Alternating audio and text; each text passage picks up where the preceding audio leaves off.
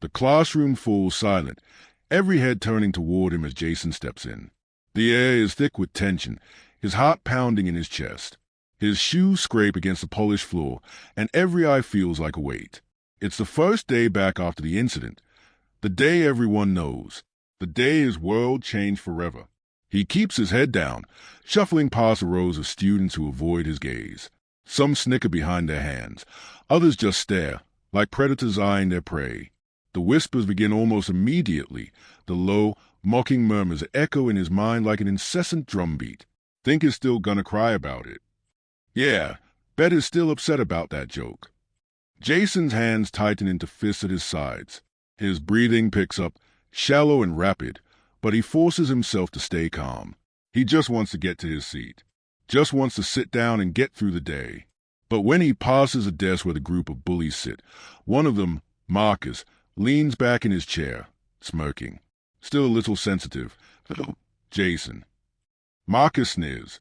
You should be used to it by now. Jason freezes. The world narrows into a single, crushing truth. This isn't just about words anymore. This is about power. The classroom door slams open, and Principal Harris steps in.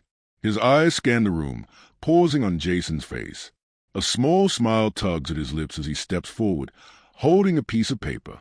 Jason, he says, his voice cold, I think it's time we had a little conversation about what happened last week. And in that moment, Jason knows the weight of this day is going to crush them all. The school bell rings, a shrill sound that signals the beginning of another day. For most students, it's just another reminder of their routines. For Jason, though, it feels like a countdown to an inevitable storm. His feet shuffle against the hallway tiles, each step heavier than the last. He can feel every gaze on him, each whisper stabbing at his back. Jason's hands are clammy, but he clenches them into fists at his sides, trying to steady his nerves. The last week has been a blur of texts, social media posts, and a video that spread like wildfire. A video of Marcus, the guy who had always been a part of the popular crowd, throwing a slushie at Jason's face, then laughing as the rest of the class joined in. They had filmed it. They had laughed about it. And now, they were watching him like some kind of spectacle. He can hear the murmurs begin as he walks through the door to his homeroom. There he is, one student whispers. Wonder how he's doing after his little breakdown last week. Another voice jeers. Jason grits his teeth but keeps his head down. He doesn't want to hear it. He doesn't want them to know it still hurts. Jason's eyes flick to the desk where Marcus is sitting. The smirk on his face is a silent invitation for confrontation, a challenge that Jason doesn't feel ready to face. Marcus leans back in his chair, eyes gleaming with that familiar superiority. Still think you're too good for us?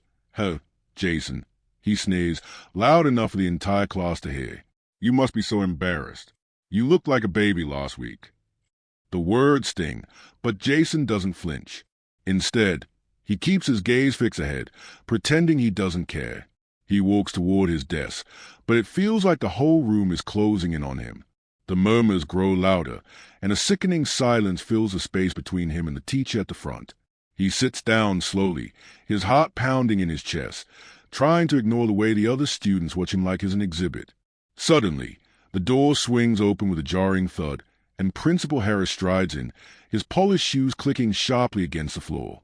Jason's heart skips a beat. Harris pauses, his gaze scanning the room before it lands on him. A moment of stillness lingers before Harris steps forward, holding a piece of paper in his hand. Jason, he calls out, his voice cutting through the silence. I think we need to have a little talk about what happened last week. The room holds its breath, and Jason's stomach churns. His pulse quickens. There's something about Harris's tone that doesn't feel right. It's too calm, too detached, as if this is just another routine. Jason rises, his legs unsteady. He's aware of the eyes on him, the mocking glances, the quiet laughter. He's the center of attention now, and it's not the way he wanted it. His throat feels tight as he walks toward the door, every footstep echoing in his ears like a countdown. Mr. Harris, I didn't, Jason begins, but his voice falters. The principal's expression is unreadable. We'll talk about this in my office. He cuts in, turning sharply to lead the way. Jason follows him, the weight of the moment heavy on his shoulders. The door closes behind him with a finality that sends a shiver down his spine. The hallway feels too long, too empty. The principal doesn't look back, doesn't acknowledge Jason's discomfort. His pace is brisk, and Jason can't help but feel a cold sense of dread growing in his chest. When they reach Harris's office, the principal gestures for Jason to sit. Jason hesitates before sitting across from him, feeling the weight of the silence pressing on him. The principal shuffles through papers on his desk, a routine gesture that makes Jason's unease grow. Harris's eyes flick up from the papers, and for a moment, there's a brief, almost imperceptible look of something. Contempt? Pity? Jason can't tell. Jason. Harris starts, his voice smooth and professional. I understand last week was difficult for you, but I need you to understand that this situation, it wasn't as severe as it's being made out to be. Marcus didn't mean any harm. Jason's breath catches in his throat. What? He asks, his voice shaky despite his best efforts to sound calm. He threw a drink at me. He called me names. Everyone laughed. The principal sighs, sitting back in his chair. I'm not saying it was perfect, but this sort of thing happens in schools all the time. We need to be realistic here. He pauses, watching Jason closely. You need to learn how to deal with situations like this. Not everything requires such a dramatic response. Jason's jaw tightens. You're saying I overreacted. I'm saying we can handle this better, Harris responds, tapping his fingers on the desk. Let's move past it. I don't want to make this a bigger issue than it already is. That's not good for anyone, least of all you. Jason feels his hands begin to tremble. His whole body feels like it's about to explode. This wasn't what he expected. This wasn't the apology or the support he had hoped for. It was just dismissal. You're not going to do anything about it. Jason whispers, his voice breaking. The words taste like acid on his tongue. Harris doesn't even flinch. There's nothing to do. Marcus is a good student. He didn't mean any harm. Jason stares at him, the weight of the words settling in his chest like a stone. The principal's dismissive tone echoes in his mind, over and over. It's not about Marcus. It's not even about the slushie. It's about something much bigger, something Jason hasn't fully realized until now. The system isn't here to protect him. It never was. And in that moment, Jason understands. This fight won't just be about the bullies. It will be about everything. His entire world is about to change. The door to Principal Harris's office slams shut behind Jason, the sound ringing in his ears like a final judgment. He remains seated, hands clenched tightly in his lap, staring at the polished wood of the principal's desk. The room feels suffocating. Every breath he takes is shallow, each one more difficult than the last. Harris, behind his desk, doesn't seem to notice the storm that's brewing inside Jason. His fingers drum lightly on the desk, flipping through the paperwork with practiced ease. Jason wants to say something. He wants to shout that what happened to him last week wasn't just some harmless prank, that it wasn't just a misunderstanding. But every time he opens his mouth, the words get caught in his throat. It's like he's been reduced to a mere object in this space, a kid who should be grateful for the crumbs of attention the principal's giving him. Well, Jason, Harris begins again, his tone as smooth as ever. I spoke with the other students who were involved. They said it was just a joke, a misunderstanding. They didn't mean any harm. He looks at Jason as if expecting him to nod, to accept it. Jason's stomach churns with disgust. His voice is barely a whisper. So you're telling me that throwing a slushie at me, making racial jokes in front of the entire class, and laughing about it, was just a joke? His words sting the air between them. Harris raises an eyebrow, a flicker of annoyance passing over his face. It's not about the slushie, Jason. It's about how you handled it. You made it into something bigger than it was. Jason's chest tightens, a hot wave of frustration flooding his veins. You think this is my fault? The principal leans back in his chair, folding his hands in front of him. You need to learn how to handle these situations better. You can't just cry wolf every time something happens. Harris's voice is calm, detached, as though discussing a minor inconvenience. Jason's hands tremble. He's never felt so small, so powerless. He opens his mouth to respond, but stops. What's the point? The principal isn't listening. It's clear now that Harris doesn't see the problem, or maybe he doesn't want to. I understand you're upset, Harris says with a faux sympathy, his eyes studying Jason. But this is a learning opportunity. If you're going to be here at the school, you need to fit in. You need to learn to get along with your peers. Jason's eyes burn. He wants to scream, but instead, he forces himself to sit there, the weight of the room pressing on his chest. His heart races, and he tries to hold back the tears that threaten to spill over. But the hurt is deeper than that. It's not just about the slushy. It's not just about the name-calling. It's about how this school, this system, has failed him, and it's doing it again. He shakes his head. You don't get it. His voice cracks. This isn't about fitting in. This is about being treated like I don't even matter. Harris's expression softens, but it's not the softness of empathy. It's the softness of a man who's used to avoiding uncomfortable truths. He stands and walks toward the door. I think this conversation has gone on long enough, he says, as if Jason's the one who has overstayed his welcome. Jason stands up too, his legs shaky beneath him. The door to Harris's office feels like a threshold between two worlds, the one where Jason's pain matters, and the one where it doesn't. Harris opens the door, ushering Jason out with a perfunctory wave of his hand. We'll call it a misunderstanding. I'll keep an eye on things, but that's all I can do for now. Jason looks back once, but the principal's eyes are already elsewhere, focused on the next thing. There's no apology in Harris's expression, no understanding, just indifference. And in that moment, Jason knows something that he didn't before. This isn't about him. This is about something bigger. The system isn't designed to help him. It's designed to keep things running smoothly, no matter who gets hurt along the way. Jason steps out of the office, the door clicking shut behind him. The hallway seems longer than before, as if the walls are closing in on him. Every step he takes is heavier than the last. He can hear the voices of his classmates, their whispers drifting through the air like poison. Guess he's not crying anymore. Probably got what he deserved. Jason's vision blurs as the tears he's been holding back finally break free. He doesn't bother wiping them away. They mix with the frustration and anger, creating a storm inside him that he can't control. But he knows one thing for sure. This fight is far from over. Jason's mother, Angela, stands in the kitchen, her hands trembling as she holds a cup of coffee. The morning light filters through the blinds, casting a warm glow on her face, but there's no warmth in her eyes. She's been waiting for Jason to come home, waiting for him to tell her everything was okay. But it hasn't been okay, and she knows it. She knows he's been carrying the weight of the last week on his shoulders, trying to act like it doesn't matter, when it clearly does. Jason steps inside, the door clicking shut behind him. His face is unreadable, but Angela can see the exhaustion in his eyes. He doesn't need to say a word for her to know something's wrong. Her heart sinks, but she doesn't let it show. Not yet. You okay? She asks, her voice soft but laced with concern. Jason nods but doesn't meet her eyes. Yeah, just tired. Angela takes a deep breath. I called the school today. I spoke with Principal Harris.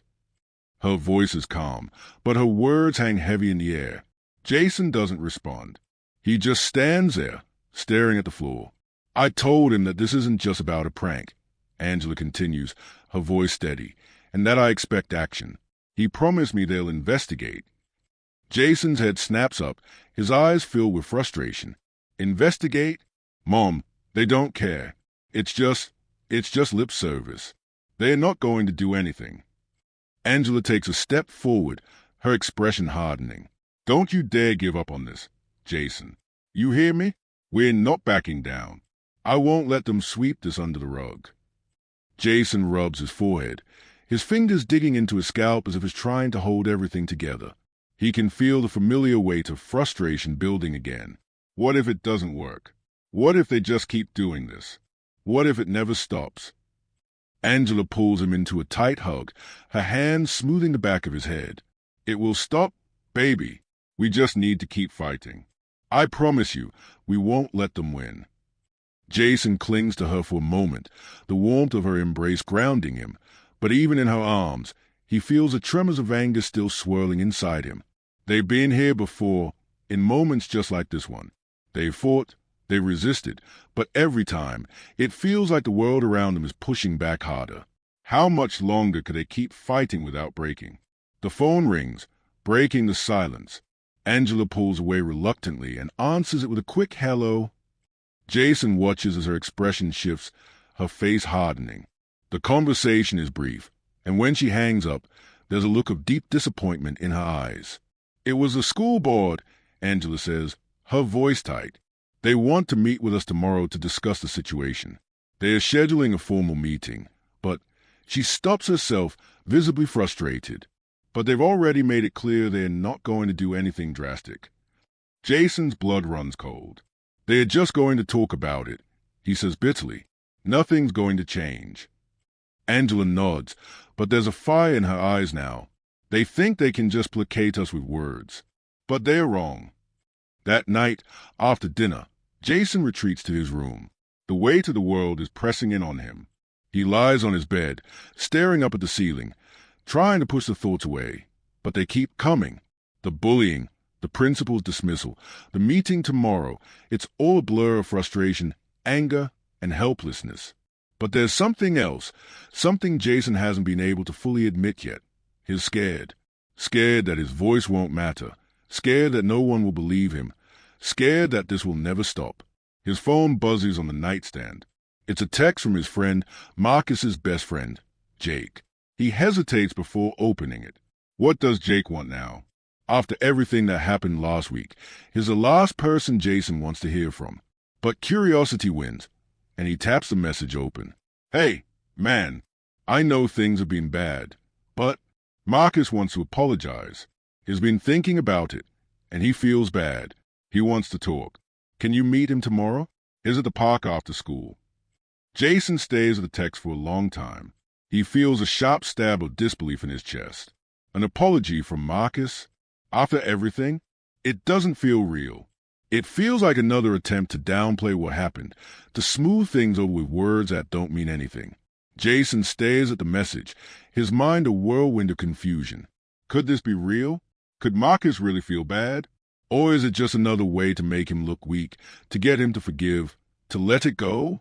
Jason types out a reply, but before he sends it, he stops. He feels his chest tighten as the weight of his situation hits him again. He's been waiting for the apology, for the recognition of the harm done to him. But it's always been about their terms. He's not sure he can accept anything that comes on those terms. The phone buzzes again. Another text from Jake, this time more urgent. "Dude, please, just talk to him. He wants to make it right. Please."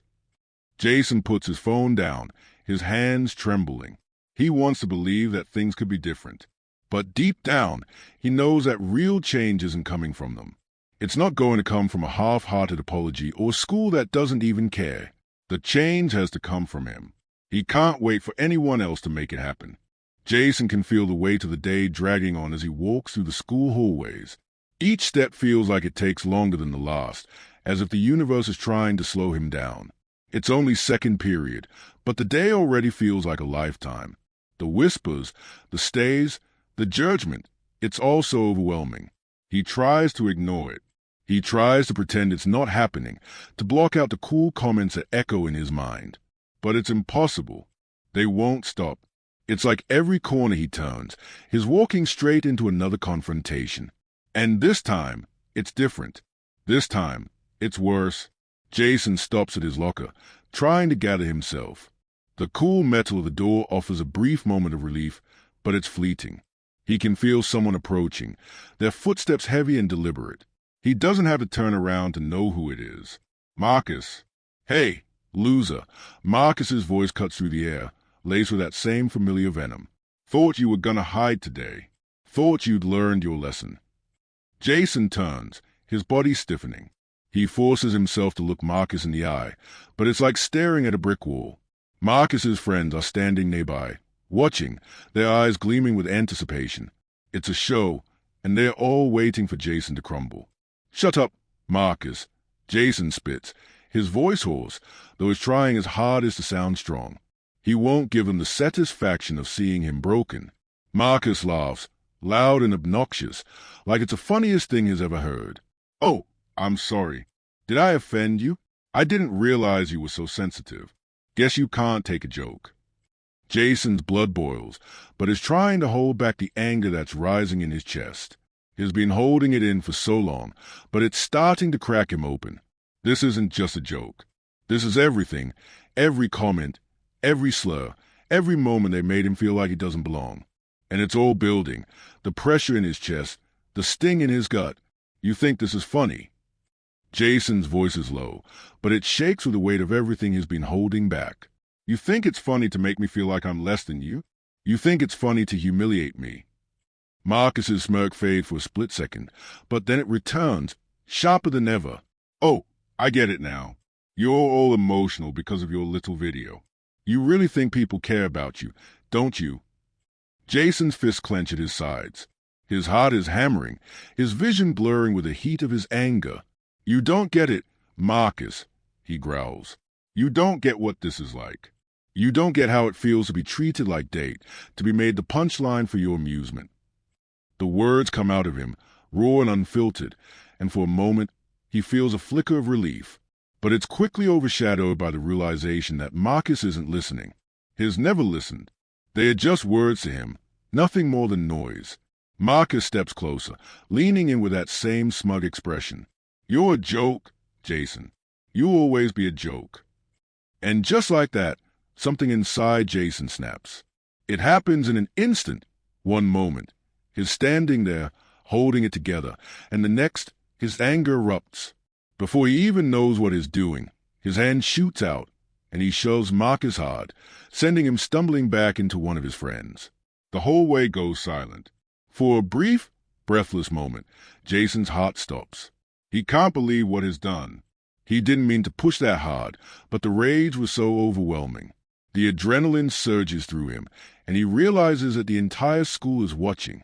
Marcus glares at him, his face twisted in a mix of shock and fury. You've gone too far now, man, he growls. You're dead. Jason steps back, his body trembling. He doesn't know if it's the fear, the anger, or the exhaustion that's making him shake so violently, but all he knows is that he's reached his breaking point. He can't take this anymore. He can't keep pretending that everything is fine when it's so obviously not. Before he can turn to leave, the sound of footsteps echoes in the hallway. His eyes dart toward the approaching figure, Mr. Collins, one of the teachers. You too, right now, Mr. Collins snaps, his voice cold and commanding. Principal's office. Now. Jason swallows hard, his stomach sinking. The words he wants to say are stuck in his throat. He doesn't want to go to the principal's office again. He doesn't want to have to sit through another pointless conversation, another dismissal of what he's been through. But he doesn't have a choice. Marcus shoots him one last venomous look before storming off with his friends. Jason's fists are still clenched, his chest heaving as he follows Mr. Collins down the hallway. He feels like a target, exposed, vulnerable. This is it. This is the point of no return. The drive home feels like an eternity. The car is silent, the tension between Jason and his mother thick enough to cut through. Angela keeps her eyes on the road, her grip tight on the steering wheel. Jason sits beside her, staring out the window, his mind still reeling from what just happened. He can feel the burn of the principal's office still fresh in his chest, the way the words from Mr. Collins stung more than any of Marcus's insults. It's the same cycle.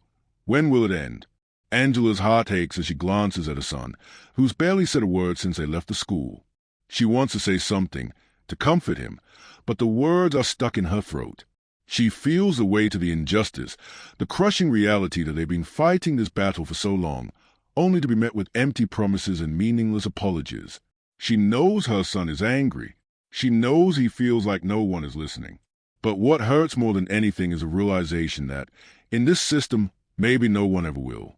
They pull into the driveway, the engine cutting off with a soft sputter. Angela parks the car and sits for a moment, staring at the house.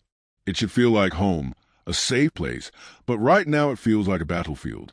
She's been trying to shield Jason from the world, trying to protect him from the hurt, but she can't do it anymore. She's been fighting her own battles too, fighting for her son, fighting for what's right, but it's exhausting. Jason, she says softly, her voice breaking the silence. You don't have to keep going through this alone. I'm here. We'll get through this. We'll make them see. Jason looks at her, his face tense. They don't care, Mom. They'll never care.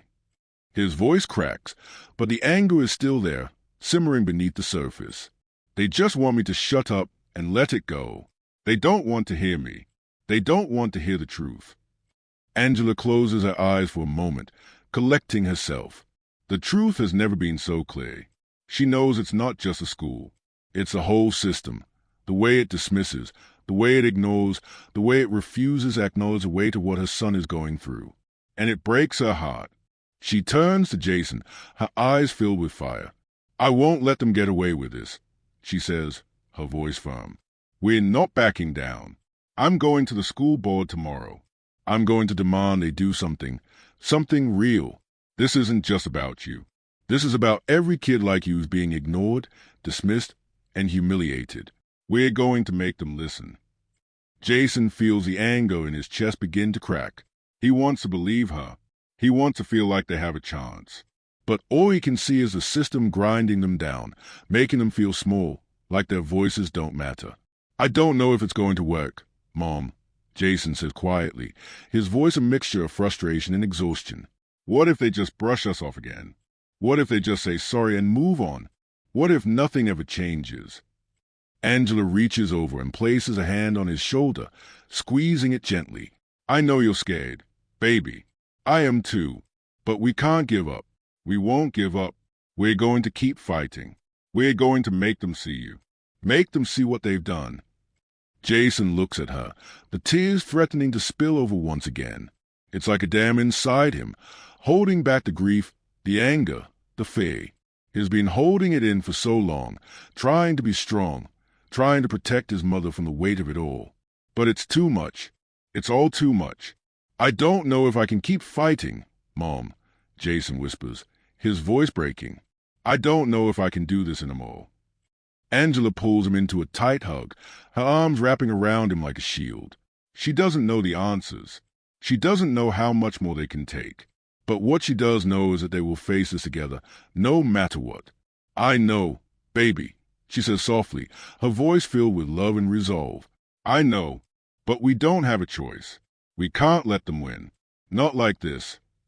The next day, Angela arrives at the school board meeting with Jason by her side. The room is cold, sterile, filled with a hum of quiet conversations and the shuffle of papers. It feels like a formal, controlled environment, but Angela knows better.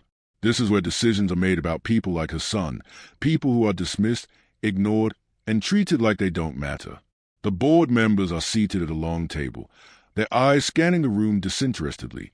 It's a room full of suits, of authority, of people who have never had to fight for their right to exist. They are about to hear the stories of children they don't know, of people they don't care to understand. Angela steps to the front, her heart pounding in her chest. She knows this is her moment. She knows this is the only chance she'll get to make them listen. She begins, her voice steady and strong. But there's a fire behind it now, a fire fueled by the injustice she's seen her son endure.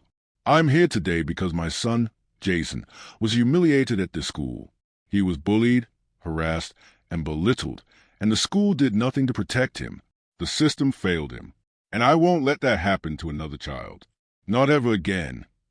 Her words echo in the room, but the board members remain unmoved. One of them, a middle-aged man with glasses, speaks up, his tone dismissive. We understand your concerns, Mrs. Thompson, but we need to be realistic. Kids make mistakes. They are learning, and we're doing our best to foster an environment where they can grow. Angela's voice cuts through the air like a blade. Your best is not enough. My son's pain is not a mistake. The system that you represent is broken, and it's time you fix it. She stands there, unwavering, as the room falls silent. For the first time, the school board members are forced to hear her, to hear the truth. Jason sits in the back of the school board meeting, his hands clenched tightly in his lap. His mother's words still ring in his ears, her voice filled with determination and fire. He has never seen her so resolute before, so ready to fight for him. And yet, even as he watches her stand there, commanding attention from the board, he feels a deep, knowing fear inside him. It's the same fear he's been living with every day since the bullying started. The fear that nothing will change. that no one will listen, that all of this, his pain, his struggle, will just be brushed aside. Angela stands at the podium, her gaze fixed on the board members as she continues speaking, her voice unwavering. You say you're trying to foster an environment for growth, but what growth are we talking about when students like my son are being humiliated, harassed, and left to fend for themselves? Where is the support when a child reaches out for help? Where is the accountability when a student is made to feel like he doesn't matter? One of the board members, a woman with short, sharp features, clears her throat, her eyes flicking to her colleagues before settling back on Angela. We understand the seriousness of the situation, Mrs. Thompson, but we must also consider the well-being of all students involved. We cannot act impulsively. Jason's heart sinks. He can already feel the dismissal in her words. He knows they are not really hearing his mother. They are just waiting for her to finish so they can move on, so they can go back to pretending that everything is fine. But it's not fine, and it never has been. Another board member, a man with thinning hair and a pinched expression, speaks up. Perhaps we should look at mediation between the involved parties. Maybe there's a way to resolve this without escalating the situation further. Angela's face hardens. Mediation, she repeats, her voice laced with disbelief. You want to mediate between my son and the people who have been bullying him, who have been making his life a living hell? That's not mediation. That's letting them off the hook. The room falls silent for a moment. Jason can feel the heat rising in his chest, the fury building. His mother is fighting for him, but he can see the resistance in their eyes, the way they're all just trying to smooth things over, trying to protect the status quo.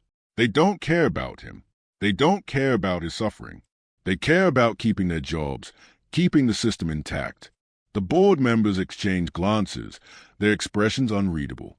The woman who spoke earlier clears her throat again. We'll take your concerns under advisement, Mrs. Thompson. We appreciate you coming in and speaking with us today. We'll follow up with you after our next meeting. That's it. That's all they have to say. No solutions, no action, just empty words. Jason's stomach churns as he watches the board members begin to gather their things, clearly ready to move on to the next item on the agenda. The weight of his mother's frustration hangs in the air, and for a moment, he wonders if this is all just an exercise in futility. Angela's eyes narrow, her lips pressed into a firm line. Jason can see the disappointment in her posture, the way her shoulders tense as she turns to walk back to him. He stands up as she approaches, but his heart sinks. There's no victory here. There's no justice.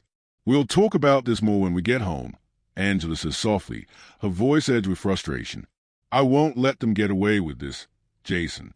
I promise you that. Jason nods, but the words don't feel like enough. He wants to believe her, wants to believe that they can actually make a difference. But with every word from the board, with every dismissive gesture, he feels his hope slipping further and further away. That evening, as Jason and Angela sit down at the kitchen table, the silence is thick and oppressive.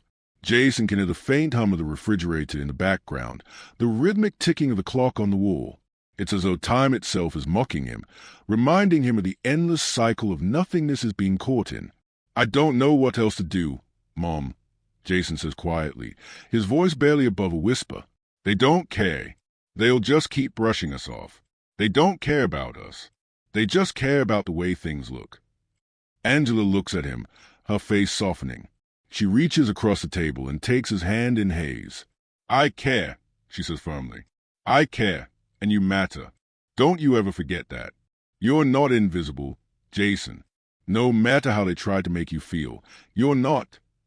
Jason nods, his eyes burning with unshed tears. But why does it have to be so hard? Why do we have to fight just to be treated like we're human? Angela squeezes his hand, her voice filled with a quiet resolve. Because change is never easy. But we won't stop. I won't stop. And I'll make sure you never feel alone in this fight. We'll keep pushing until we get what's right. Jason's heart aches as he looks at her. He knows his mother means every word. But he also knows that the road ahead is going to be long, and the fight is going to get harder. The weight of their struggle presses down on him more than ever. The next day at school, the tension in the air is palpable. Jason walks through the halls, feeling every eye on him, every whisper just out of reach but so loud in his mind. He keeps his head down, trying to ignore the murmurs, trying to ignore the feeling of being on display.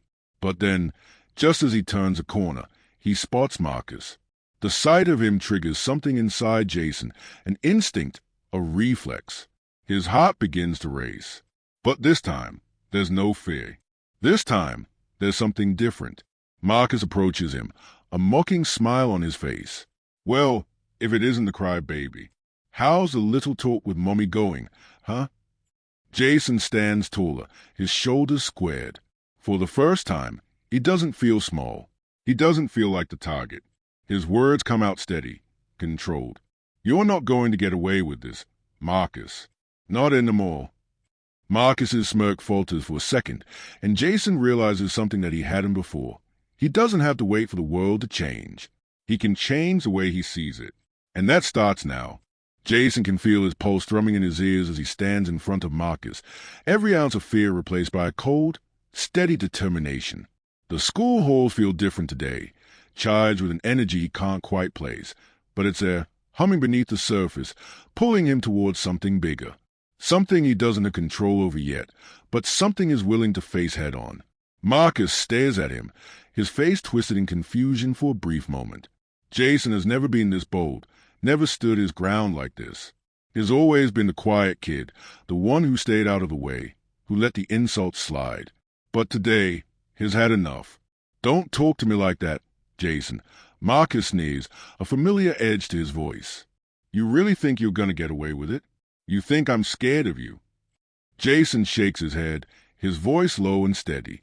"No, Marcus, but I'm not scared of you anymore." The words feel heavy on his tongue, like they're carving a new path for him, one that's been long overdue. For so long, he's felt small, insignificant.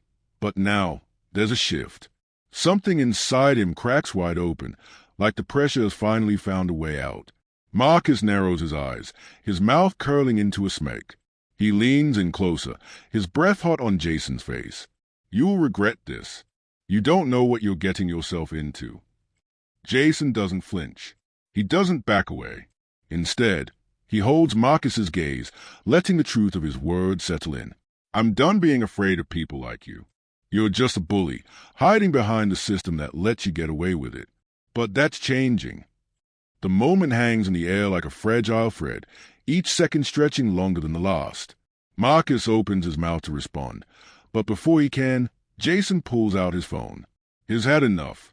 He's been pushed too far, and now he's going to make sure this moment is captured, documented, and shared. "I'm recording this," Jason says, his voice cutting through the tension. "Everything you say, everything you do, it's all going on video." For a moment, there's hesitation in Marcus's eyes, a flicker of uncertainty, but it's gone before Jason can fully register it. Marcus scoffs, clearly thinking it's a joke. "You think that'll change anything? You think they'll believe you over me?" Jason's heart beats faster, but his resolve doesn't waver. "They'll believe me because I'm telling the truth, and they'll see who you really are." With that, Jason presses record, his finger trembling slightly but firm. He watches as Marcus's smirk falters, replaced by a growing sense of panic. Jason knows Marcus isn't scared of him, not physically, anyway. But this is different. This is something Marcus can't control. This is power that Jason has never had before. As the video rolls, Jason begins to speak again, his words deliberate, filled with the weight of his pain. "This isn't just about you, Marcus. This is about a system that allows this to happen over and over. A system that protects people like you and punishes people like me. But it's time to expose it. It's time for the truth to come out." Marcus's eyes flash with anger, but he knows there's nothing he can do. The power has shifted. "You're a coward, Jason," Marcus spits, stepping back. "You'll never win. No one cares about your little video." Jason's eyes burn with the intensity of his words. "I care, and that's enough." With that, Jason stops the recording and pockets his phone. For the first time in a long time, he feels something like hope, like he's finally taken a step toward regaining control of his own narrative. The next day, the video is everywhere. Jason wakes up to the sound of his phone buzzing on his nightstand. At first, He thinks it's just another group chat notification or some random message, but then he sees a flood of alerts. His heart sinks as he sees a video of Marcus, his smug face, his taunting words, all of it exposed for everyone to see. It's been shared, liked, and commented on more times than Jason can count. His palms sweat as he scrolls through the comments, some supportive, others not so much. Finally, someone stood up to Marcus. Good for him. That kid deserves to be heard. This is what happens when you let people like him get away with it. They think they are untouchable. But there are others. Comments filled with ridicule, with hate, with dismissal. Why are you complaining? It's just a joke. Just ignore it. Dude, you're making it worse. Jason's stomach churns. The validation feels strange, like it's not his victory to claim. It's a moment of exposure, sure, but the price is high. Every time someone shares a video, every time someone adds their comment, Jason feels the weight of it. His being watched, his being judged, and yet, in a way, his never felt more visible. At school, it's impossible to ignore the tension in the air. Whispers follow him everywhere he goes. Some students give him nods of support. Others glance at him and look away quickly, clearly uncomfortable. But Jason doesn't care. He's done hiding. He's done pretending. He's done letting them dictate the terms of his existence. When he steps into the classroom that morning, every eye is on him. Even the teacher pauses, her eyes flicking to him before quickly turning back to the whiteboard. The usual suspects are seated at their desks, but there's something different in the way they look at him now. It's not just disdain, it's something else. Something new. Jason sits down at his desk, his hand shaking as he grabs his books. He's trying to focus on the lesson, but it's impossible with the weight of the stairs pressing on him. Just before the bell rings to signal the start of class, the door opens. Principal Harris steps in, his usual calm demeanor replaced by something closer to unease. He scans the room quickly, his gaze landing on Jason. Without saying a word, he gestures for Jason to come to the front. Jason stands slowly, his heart pounding in his chest. What now? In the principal's office. Harris sits behind his desk, his fingers tapping against the wood nervously. He looks up at Jason, his face unreadable. Jason, he begins, his voice carefully neutral. I need you to understand that the video you've posted has created a lot of attention. It's being shared widely, and it's raising questions. I'm sure you've seen the reaction. Jason crosses his arms over his chest, his expression steady. Yeah, I've seen it. Harris sighs, leaning back in his chair. I understand that you felt cornered, but this is a serious matter. We need to discuss your involvement in spreading this video and the consequences it may have. Jason clenches his jaw, but he doesn't say anything. His mind races, but he stays silent, waiting for Harris to continue. We'll be investigating the situation, Harris says, his voice hardening slightly, and we'll be taking appropriate action. But understand this, Jason, this will affect you. The school can't allow this kind of behavior. You may have opened up a can of worms that we're going to have to deal with. Jason doesn't flinch. He doesn't show fear. He just stares at Harris, steady and unyielding. I'm not afraid of you, Harris, and I'm not afraid of what's coming next. The atmosphere at school is thick with anticipation. Jason can feel it in the way people look at him, in the heavy silence that fills the hallways whenever he walks by. It's as though the school has shifted and is now the focal point of an ongoing spectacle. Some students whisper in the hallways, some keep their distance, while others cautiously approach him, offering words of support or words of caution, both equally heavy with unspoken expectations. Jason doesn't care about their eyes on him. For the first time in a long time, he feels a strange sense of purpose, like his actions have sparked something bigger than he could ever have imagined. The truth is out there now, and nothing can take that away from him. After his meeting with Principal Harris, Jason's world feels like it's suspended in midday. He knows Harris is likely furious, his disappointment palpable. Jason can almost see the wheels turning in Harris's head, trying to figure out how to make this all go away without causing a scandal. But Jason isn't backing down. The video, the truth, it's all out now, and there's no putting the pieces back together. The bell rings for the end of the school day, and Jason makes his way to the parking lot, his steps steady, his heart racing. His mother is waiting for him in the car, her eyes scanning the crowd of students as they walk by. When Jason slides into the passenger seat, she doesn't say anything at first, but the weight of her gaze says everything. "I saw the video, Jason," Angela says quietly, her voice soft but edged with concern. "I saw what happened in the hallway. You were so brave. Baby." Jason turns to her, his chest tight. "I had to do it, Mom. I couldn't let him keep getting away with it. They all need to know what's been happening." Angela nods slowly, her grip tightening on the steering wheel. "I know, baby, and I'm proud of you. But I also know this is just the beginning. The fight isn't over. They'll retaliate.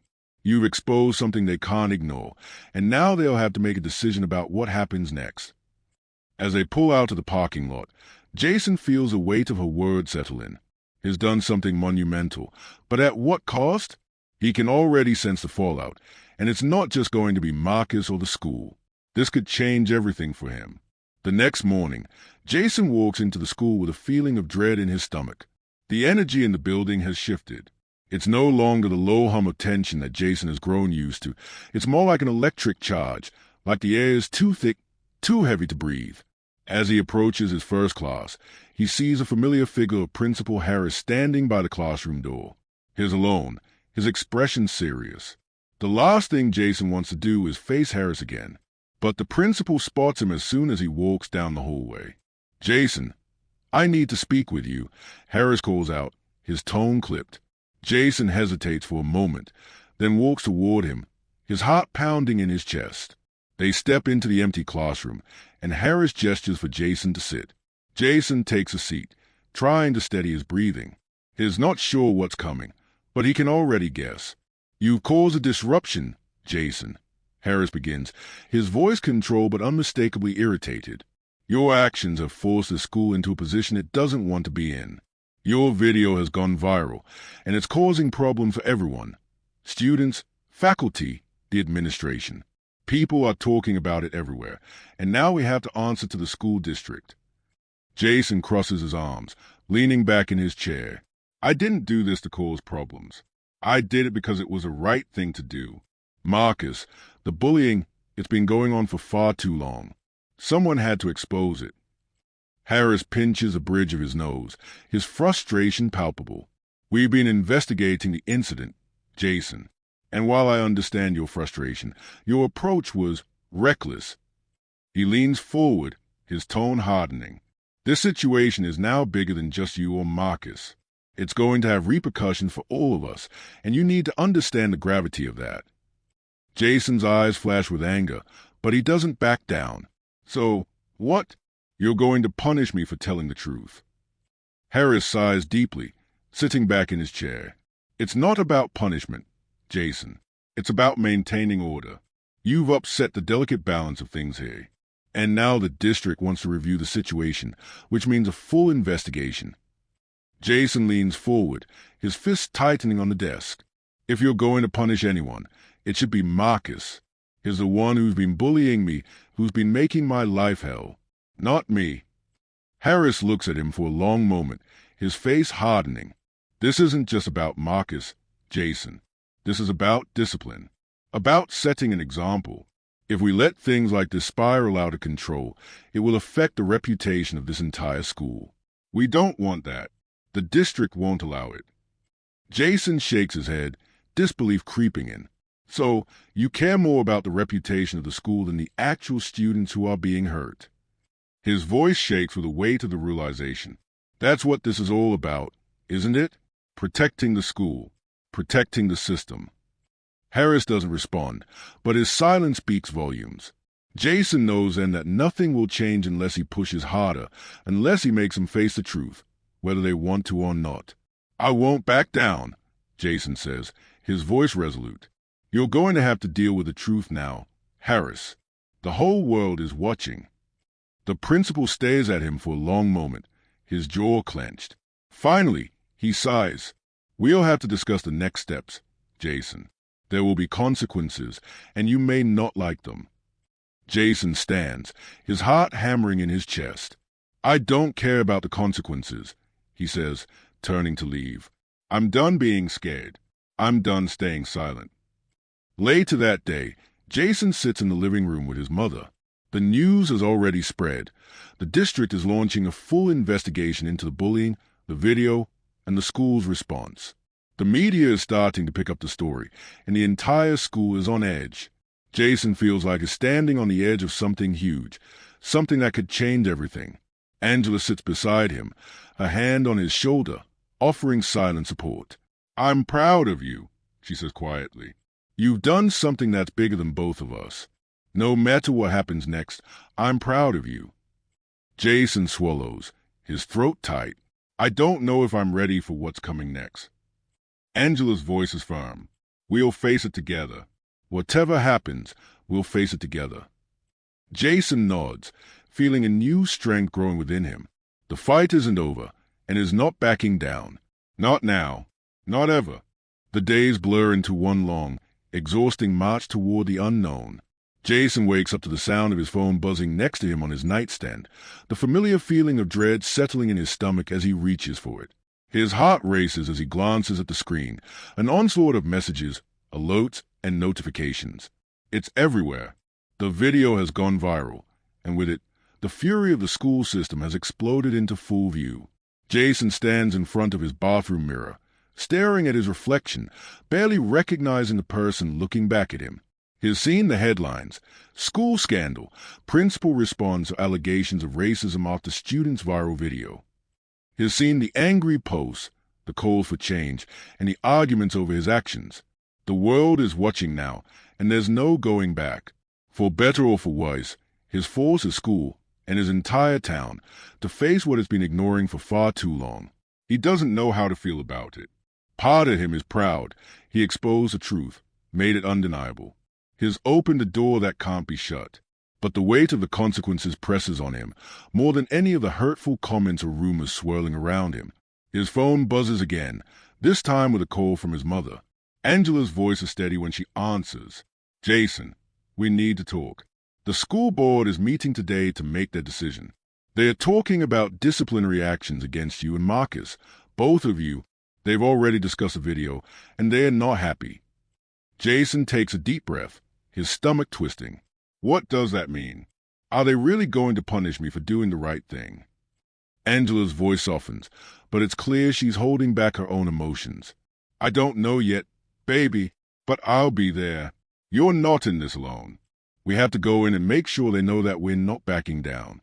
The truth is out there, and we won't let them sweep it under the rug." Jason nods, even though she can't see him. "I'll be there too. We have to make sure they hear us."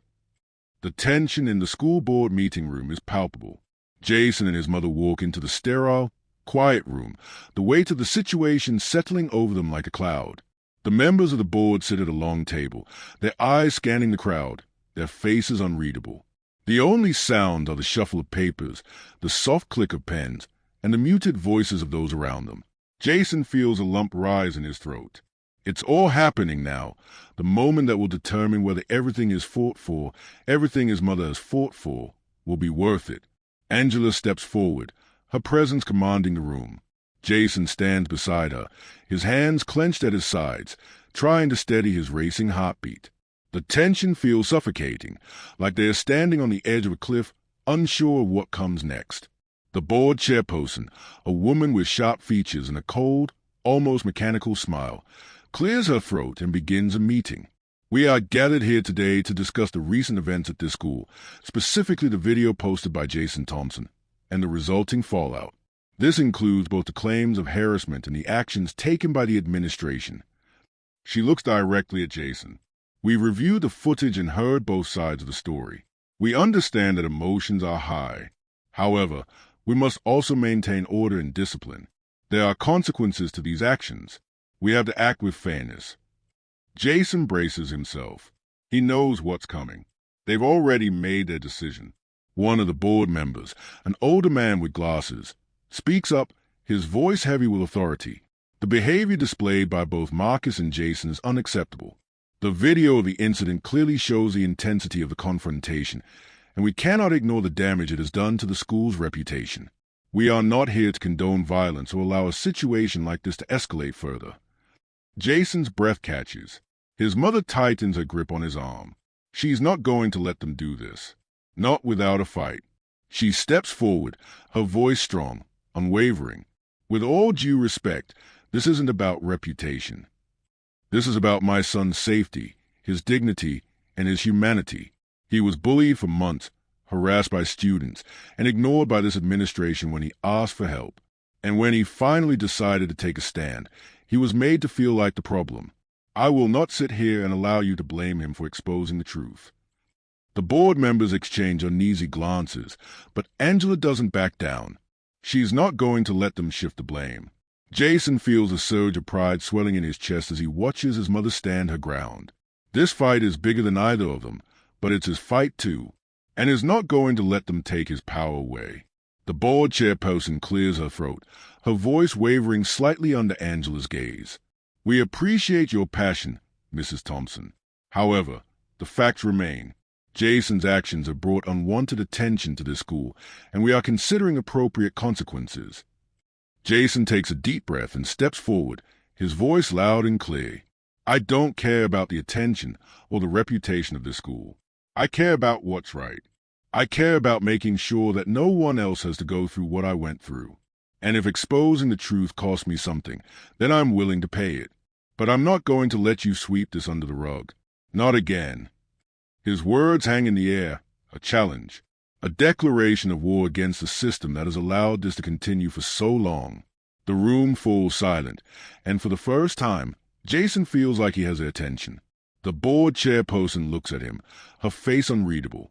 After a moment, she sighs and looks down at the papers in front of her. We have come to a decision, she says slowly. After careful consideration and taking into account the evidence and the emotions of everyone involved, we have decided to take a more measured approach. Jason's heart races. What does that mean? We will not be suspending Jason, nor will we be expelling him. The chairperson continues, her tone shifting to something closer to reluctant approval. However, Marcus will face disciplinary action, including suspension for the remainder of the semester. We will also be implementing a series of new policies to ensure that bullying and harassment of any kind is taken seriously and that students feel safe coming forward with their concerns. The room stays, but Jason doesn't feel the rush of relief he thought he would. It's not enough. He looks over at his mother, who's watching him closely, a knowing look in her eyes. She's proud of him.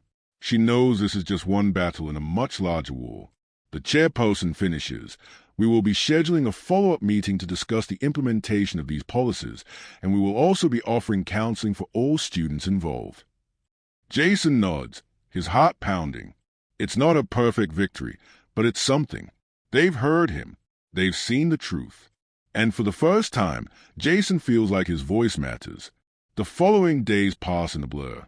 Jason's world feels strange now, like he's standing on the edge of something uncertain, something bigger than himself. The fallout from the board's decision spreads throughout the school.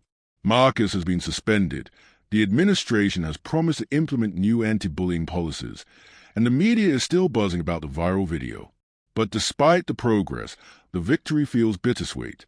The weight of everything, of the fight, the pressure, the relentless judgment, still hangs heavy on Jason's shoulders.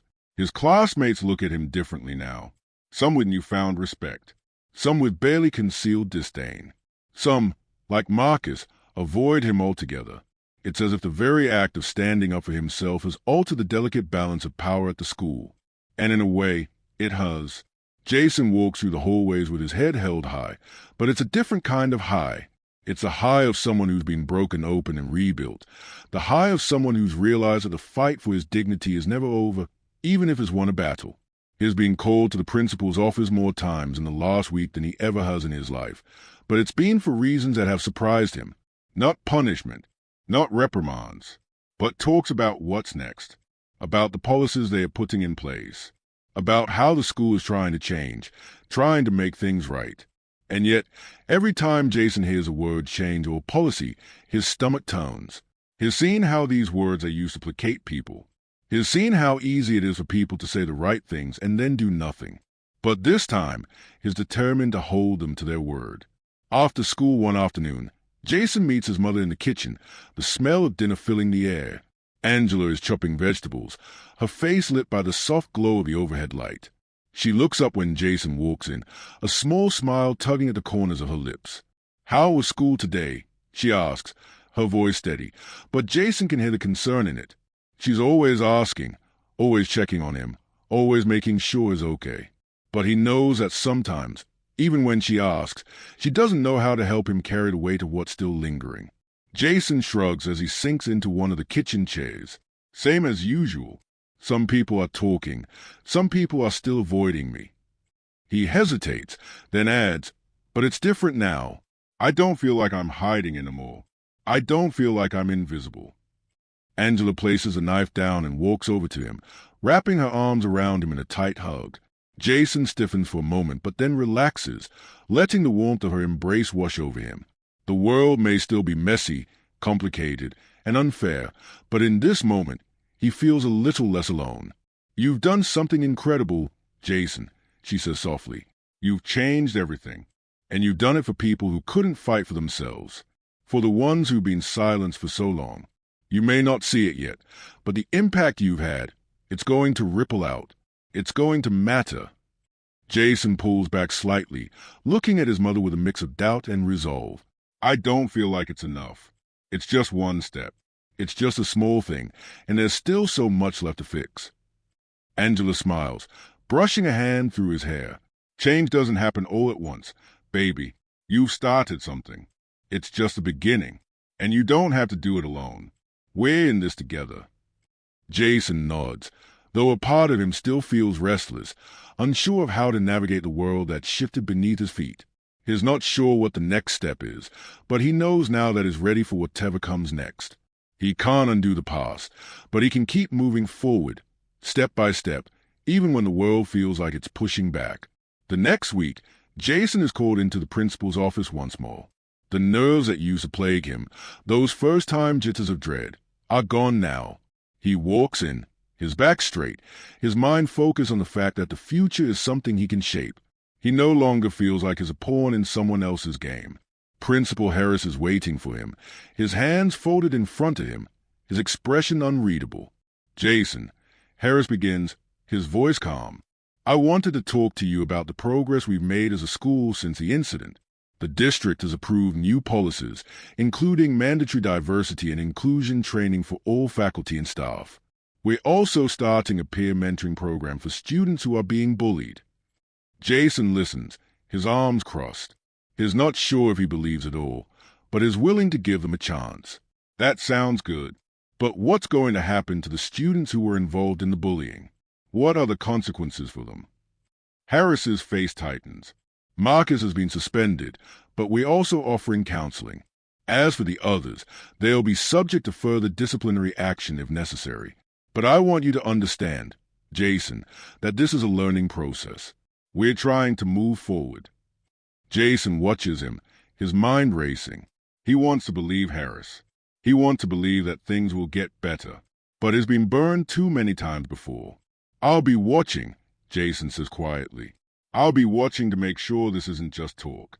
People's lives are at stake. My life is at stake." Harris nods, his eyes softening slightly. "I understand, and I'm committed to making this work."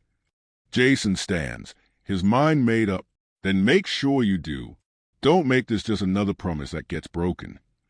That night, Jason sits at the dinner table with his mother, the room filled with a quiet hum of their shared routine. The conversation flows easily now, familiar, comforting, a small piece of normalcy in the midst of the whirlwind that has been their lives. Jason glances up from his plate, his thoughts lingering on the future. The fight may not be over, but for the first time, he feels like he's in control of it. He's not waiting for someone else to fix things. He's going to keep pushing, keep fighting, because this is his world too. And if he has to move mountains to make it better, then that's what he'll do. He looks over at his mother, who's watching him with a proud, knowing smile. She doesn't need to say anything. He already knows.